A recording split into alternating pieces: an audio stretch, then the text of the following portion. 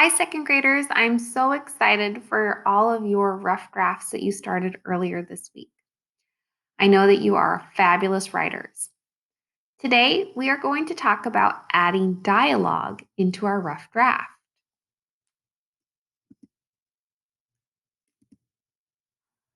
Remember that we are working on personal narratives. This is a reminder of what we have done so far.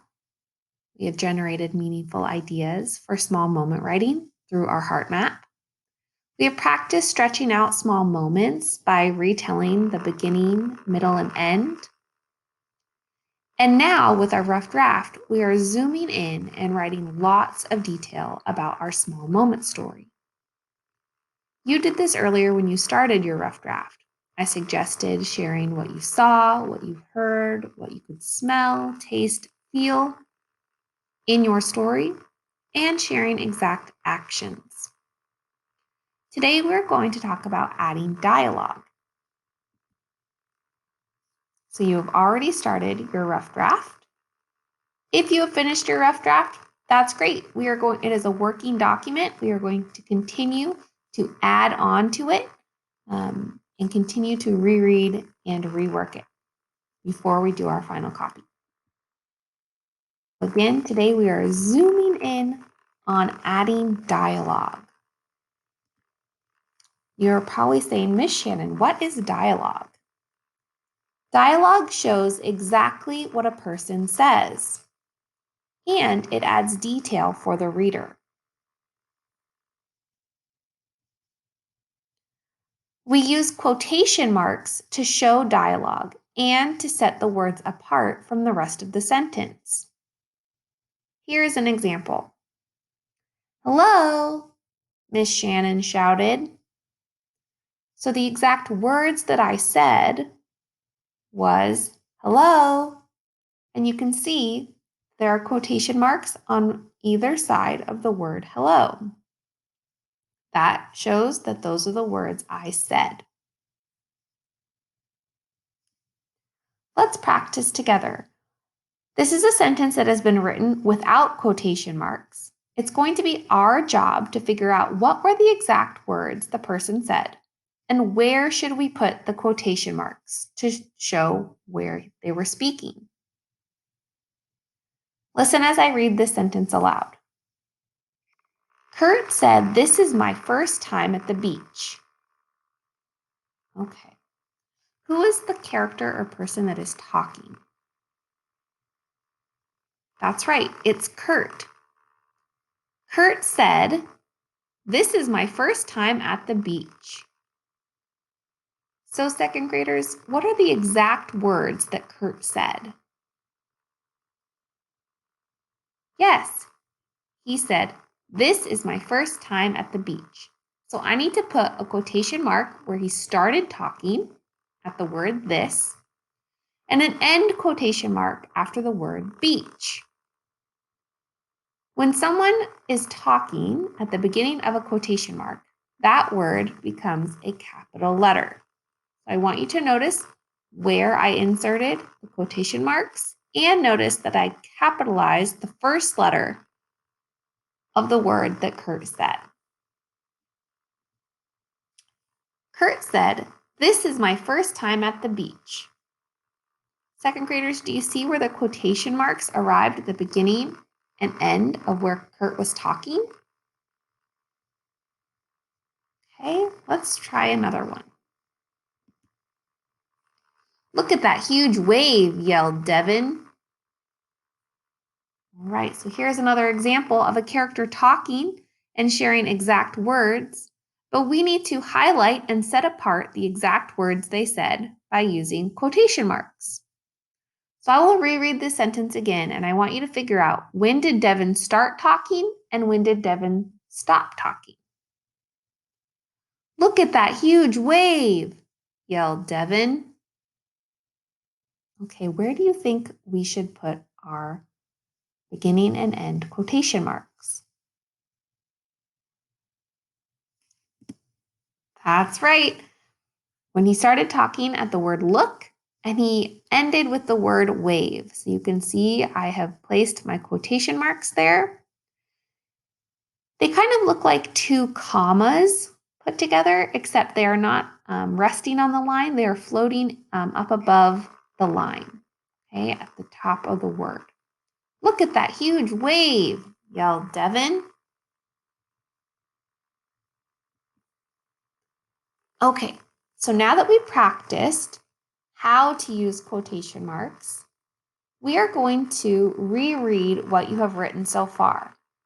So you will have your rough draft nearby. You're going to reread it. You could read it out loud to parents or someone that's nearby, an older sibling, or even a younger sibling. Reread what you have written.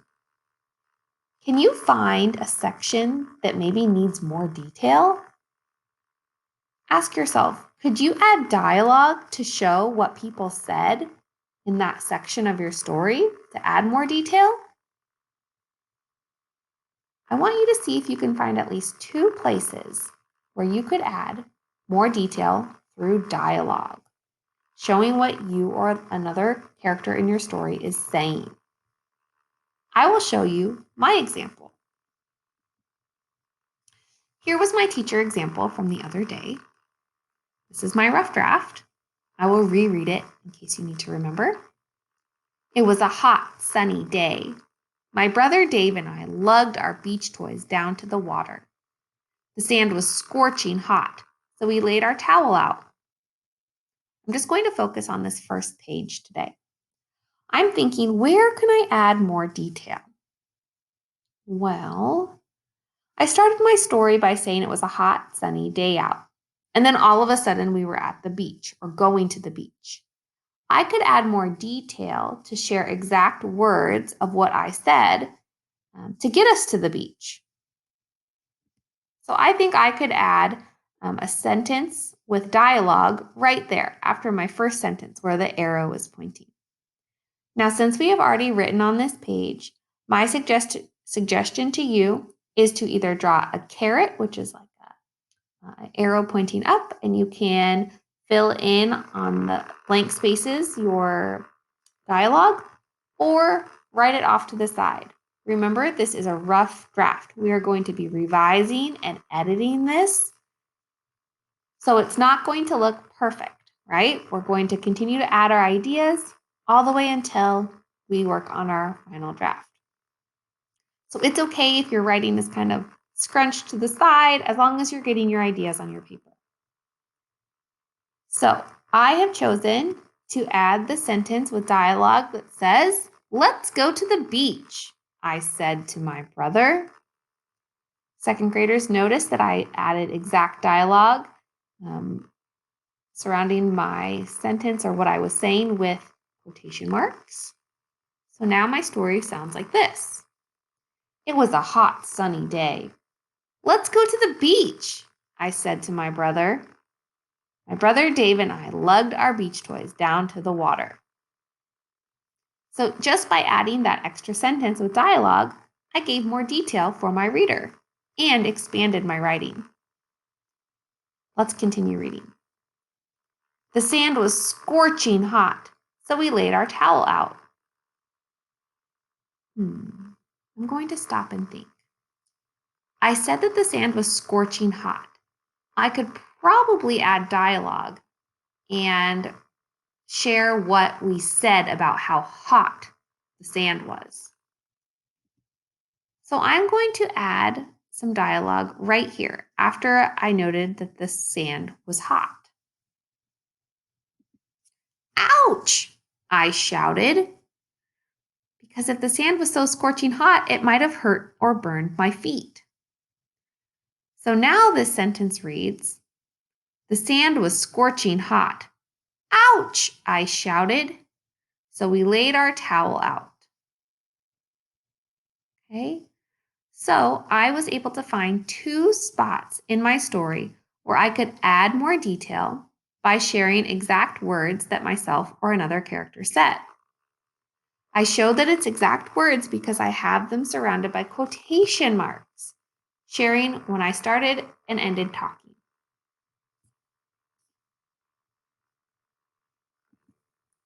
Now it's your turn. Does your story have dialogue yet? If it doesn't, I want you to add dialogue to at least 2 places in your story. You can write in the margins, which means the sides of your paper, since this is our draft. It is okay if you're not writing it on the line. Just like how Miss Shannon, on the previous page, had to write. You also might have if you have a Post-it note at home, you could also write your dialogue on a Post-it note and stick it on top of your draft, as long as you remember to include it in your final draft when we get to that step. So again, finding at least 2 places to add dialogue, which means sharing exact words of what you or another character said. If you can't remember because it's a memory, you can make a guess or try to get as close as possible as you can. For example, my memory was from a very long time ago, but I could guess that I probably yelled ouch at scorching hot sand. Okay, once you have found places to add your dialogue, I want you to try to zoom in on just your dialogue and take a picture of the part where your story has dialogue and upload it here. You can just choose one of the dialogues you added. You don't have to choose both, but I would like to see at least one. I'm really proud of you all for taking the time to reread and work on making your writing even more powerful by adding details such as dialogue. Thank you for working hard today, and I am excited to see all of the wonderful dialogue you are adding to your story. Have a great afternoon.